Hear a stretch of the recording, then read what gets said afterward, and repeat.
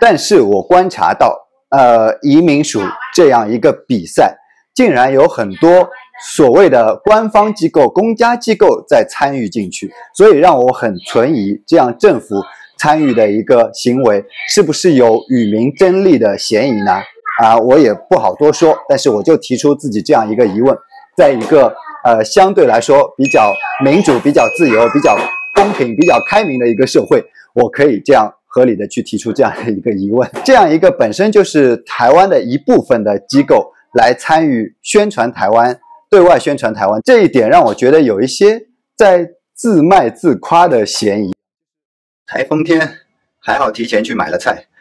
今天晚餐的备菜，等一下要开始大显身手了。今天的蔬菜是冰镇芥蓝菜，水煮开之后烫个1分钟左右就可以拿出来了。但是它那个叶子跟根部要先分开，根部还要把那个外面的皮给削掉，最好是削掉会比较嫩一点。好了，1分钟就可以捞出来。在帽子上，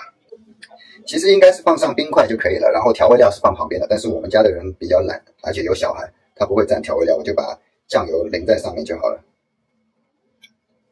这样子就好了 ，OK 了。台风天家里就特别吵，2个小孩都在家里，壮壮没办法去学校。我本来买这个的时候以为这个是小黄瓜，我以为台湾的小黄瓜会比较粗一点，结果我没想到这个好像是节瓜。第一次做，第一次下一次节瓜，应该跟黄瓜做法差不多吧。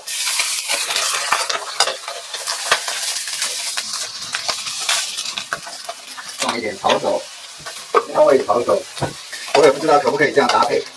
乱做了。因为本身想买的菜，台风天好像就没有了，没有买到。我们想炒芦笋，芦笋和这个海鲜，鱿鱼片，然后就现在替换了。这个因为本来就很鲜，所以应该需要加什么调味？可能要放一点酱油，应该放一点料酒，但是有小朋友在。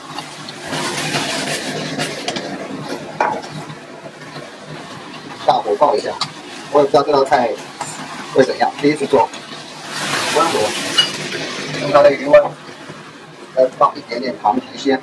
长的一块那个节瓜还不错，蛮好吃的，软软的。看起来还不错吧？蛮香的。这是我们家的饭还要加一些杂粮，然后加上枸杞，这个枸杞刚放进去，然后再焖一下。为了家里小朋友的健康成长，我真的费尽心思。然后看这个是肉排，乐排应该是，还准备了特殊调料，这个是柳丁柳丁煎乐排，是我很久以前尝试过，但是很少试的一道菜，今天不知道会不会成功。烧热锅子，放油，先下姜和蒜爆香，下这个，也有酸酸的味道，很好闻，柳丁的香味。火调小一点，防止它过焦。这个肉其实是有腌制过，我加了一点点料酒，一点点酱油。然后有很少一点醋，因为它要有一点酸酸的味道，然后很多糖，然后再有蜂蜜，还有那个柳丁的肉，调小火，等它表面我觉得要焦稍微有一点金黄色，再加水，但是好像柳丁比较容易死，那个蜂蜜比较容易粘锅，所以好像要少一点加水，有的锅底下都容易糊掉。水到一半应该就可以了，它不用很多水分，到时候收汁收干掉。主要是让这个肉能熟一点。其实这个肉已经蛮有味道，蛮入味的。刚刚有吃过味道。然后这个橙汁，这个柳丁就这样下去好了，把它煮在里面。虽然其实煮完柳丁味道并不是很多，因为我只用了1个柳丁，葱也下去，可以去掉一点肉腥味。稍微焖一下，那这个肉感觉蛮容易熟的，很新鲜的肉，因为到时候还要收汁，所以不需要焖很久，它收汁的时候那个肉就会变熟了。然后我再要放入那个彩椒，增加一点颜色，也可以让它吸入一些味道。我觉得台湾的这种彩椒辣椒什么青椒都很好吃，它的那个肉非常厚，非常多汁，但是家里好像只有我一个人喜欢吃。我通常是一边在那边煮，然后一边就把厨房收拾干净。说实话，在台湾煮菜的成本还是蛮高的，尤其是时间成本。你前期买菜啊、备料啊什么的，然后一顿饭吃完还要收桌子，整个成本消耗下来，还不如外面吃外食来的方便，也并不一定会贵哦。但是主要家里有小朋友在，所以现在阶段还是以自己煮为主。我们来看看怎么样了。好烫！好，可以收汁了，大火收汁。其实家里还差一点白芝麻，我觉得再放一点白芝麻会更好吃，会更香。而且这个肉我刚刚没有到很焦，应该表面再金黄一点，再煎一下。但是味道是够的，而且上面会有那个柳丁的一丝一丝的颗粒，口感还不错，好吃好吃。唯一不是很满意的点就是这个肉排颜色不够深，颜色要是能再深一些就好了。味道是 OK 了，应该一开始再煎的久一点，把它的油再煎出来一些。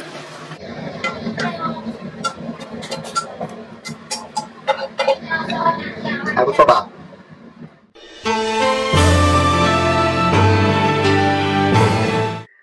？Hello， 大家好，我是注册的奶爸狗狗，来自上海，因为爱情嫁来台湾，因为家庭和孩子选择留在台北生活。原本是一个广告设计师，现在是2个小孩的全职家庭主妇，时不时分享一些在台湾的亲子生活。今天这一集内容呢，还是蛮临时才想到的，蛮突然的。前不久我分享了一个上海过万圣节和台北过万圣节的对比，然后我把上海说得很烂，跟台北的万圣节盛况完全没办法比。那今天呢，我就想分享一个好消息跟一个坏消息。事情是这样子的，前不久应该差不多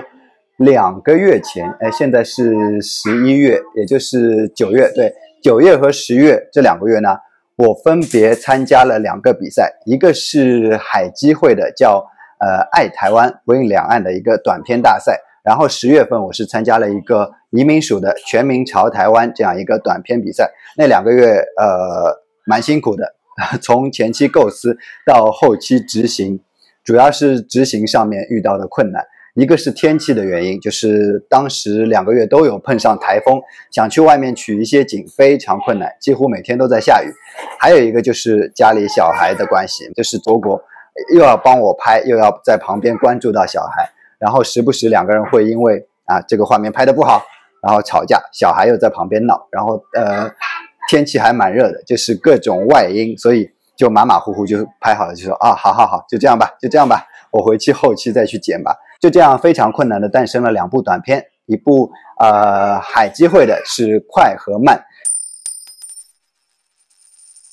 移民署的那部呢叫做重回童年。好消息就是快和慢，也就是海基会的那一部，之前有邮件通知我已经入围了。它是总共从166件作品当中